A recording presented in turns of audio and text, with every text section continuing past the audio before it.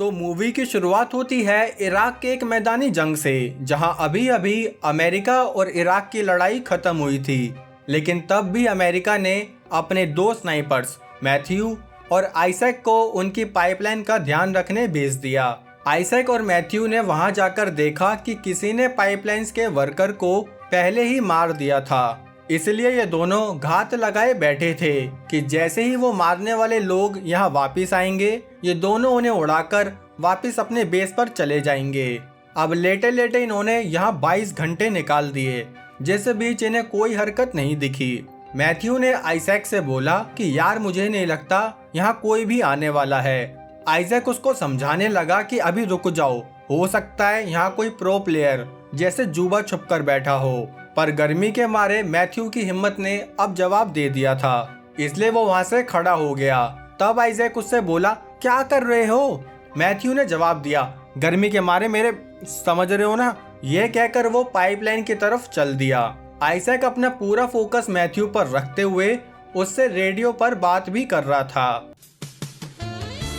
खैर मैथ्यू सब चेक करते हुए पाइपलाइन की तरफ पहुंचा, जहां पहले तो उसे सब चंगा सी लग रहा था, लेकिन तभी उसने नोटिस किया कि जितने भी लोग यहाँ मरे हैं सबको ही किसी ने हेडशॉट मारा है, जिससे वो समझ गया कि कोई बंदा पबजी की तरह AWM लेके बैठा है। यही बात उसने आइजैक को भी बताई, लेकिन इस वक्त आइजैक का स्कोप ठीक से काम नहीं कर रहा था।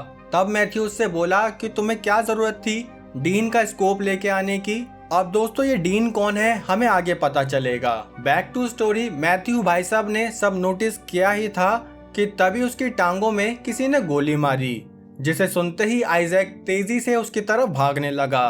तेजी के साथ साथ उसने जिगजैग फॉर्म में भागने की कोशिश करी ताकि स्नाइपर उसे शूट ना कर पाए, लेकिन उसकी नाकामयाब कोशिश की वजह से स्नाइपर ने उसके भी पैर में शूट कर दिया, जिसके बाद वो जैसे तैसे इस ईंटों की दीवार के पीछे आ गया।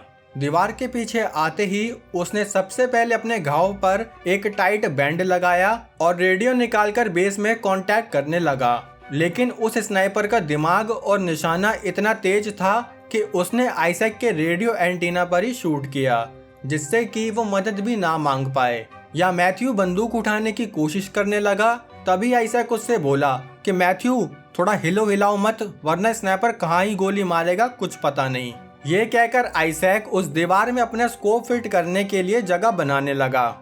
जैसे तैसे उसने खोल बनाया और अपना स्कोप फिट कर दिया। यही बात उसने मैथ्यू को बताई, लेकिन अब मैथ्यू कोई जवाब नहीं दे रहा था। आइजैक को लगा कि उसका दोस्त अब नहीं रहा, फिर भी खुद को संभालते हुए उसने अपने घुटने से वो गोली निकाल दी। लेकिन उस गोली को निकालने का दर्द इतना था कि आइजैक वहीं बेहोश हो गया। थोड़ी देर बाद उसके रेडियो पर कुछ हलचल होने लगी, जिससे आइजैक की आंख भी खुल गई।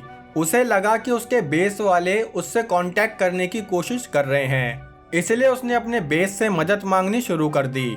तब दूसरी तरफ से वो आदमी बोला कि माफ कीजिए, हम आपके एग्जैक्ट लोकेशन ट्रैक नहीं कर पा रहे हैं, तो कृपया या तो आप खड़े हो जाइए या फिर अपनी जगह से ही हवा में फायरिंग करिए। ये सुनकर आइजैक थोड़ा चौंक गया, क्योंकि उसकी ट्रेनिंग के दौरान ये दोनों ही चीजें करने के लिए सख्त मना किया गया था। तब उसने ध्यान से रेडियो वाले आदमी की आवाज सुनी और नोटिस किया कि जो आदमी बात कर रहा है उसका शब्दों को बोलने का तरीका अमेरिकन है ही नहीं, इसलिए शायद ये आदमी वही स्नाइपर है जिसने उस पर फायर किया। आइजैक उससे बोला कि मैं जानता हूँ तुम कौन हो। फिर स्नाइपर बोला, ओ अच्छा, अब जब तुम जान ही गए हो कि मैं कौन हूँ तो तुम्हें मुझसे लगातार बातें करनी होंगी, वरना मैं तुम्हारे औंधे पड़े दोस्त पर शूट कर दूंगा। ये धमकी सुनकर आइजैक को ना चाहते हुए भी उस स्नाइपर से बात करनी पड़ी। तब स्नाइपर बोला, और बताओ क्या हाल है। लेकिन आइजैक ठहरा मल्टी टैलेंटेड बंदा, इसलिए वो बात करते हुए अपने स्कोप की मदद से वहाँ एक नक्शा तैयार करने लगा ताकि वो उस स्नाइपर की पोजीशन का पता लगा सके। तभी उसने स्नाइपर से पूछा कि तुम कौन हो। स्नाइपर बोला, मैं तो बस एक आम आदमी हूँ। फिर आइजैक ने जवाब दिया कि तुम आम आदमी नहीं बल्कि एक आतंकवादी हो, जिसने अपने ही देश की पाइपलाइन बना रहे लोगों को मार दिया। स्नाइपर बोला, मैं और आतंकवादी? अरे तुम खुद को देखो ना, खुद दूसरों की जमीन पर हथियार लेके आए हो और उन्हीं लोगों को आतंकवादी कह रहे हो। खैर छोड़ो, अब अपने घर के बारे में बताओ। ये सुनकर आइजक को गुस्सा आया कि घर वालों पर नहीं जाना भाई।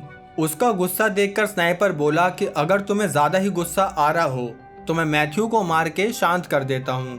तब आइजैक चौंक गया कि इसको मैथ्यू का नाम कैसे पता।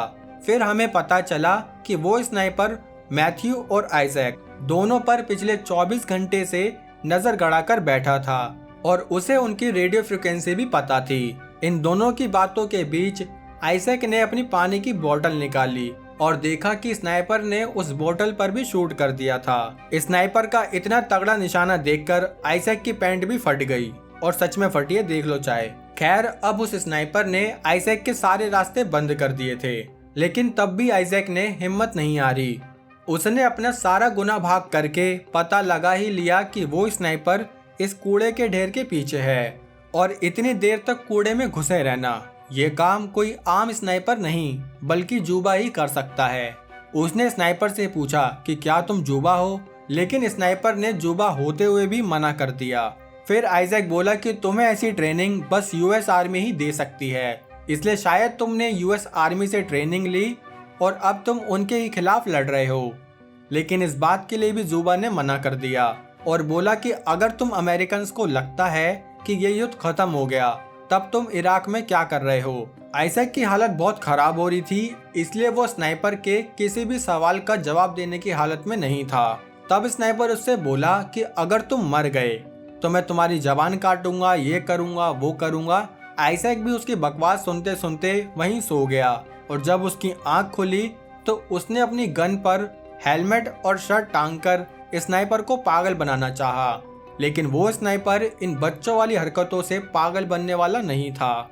तभी वहां एकदम से तेज हवाएं चलने लगी, जिसका फायदा उठाकर आइजैक अपने ही एक साथी का सामान उठाने चला गया। बड़ी मुश्किल से स्नाइपर की गोली से बचते हुए वो वापस दीवार के पीछे आया, जहां एक बैग में उसे थोड़ा पानी और खाने पीने का सामान मिल गया। उसे अपने साथी के सामान में एक रेडियो भी मिला, लेकिन वो रेडियो भी काम नहीं कर रहा था, और कंगाली में आटा गीला करते हुए स्नाइपर ने आइजैक का वो स्कोप भी तोड़ दिया, जिससे अब वो स्नाइपर पर निशाना भी नहीं लगा पाएगा। तभी आइजैक ने मैथ्यू की तरफ देखा, जो तेज हवाओं में हिल रहा था। साथ ही उसने आइजैक और स्नाइपर की सारी बात भी सुन ली थी। तब आइजैक ने उसे बताया कि वो स्नाइपर जरूर उस कूड़े के ढेर में छुपा है, इसलिए मैं उसको बातों में फंसाता हूँ और तुम इतने उसकी लोकेशन पता करो। आइजैक की बात मानते हुए मैथ्यू ने अपने हाथ में छोटा सा मिरर आइटम ले लिया और स्नाइपर की लोकेशन पता करने लगा।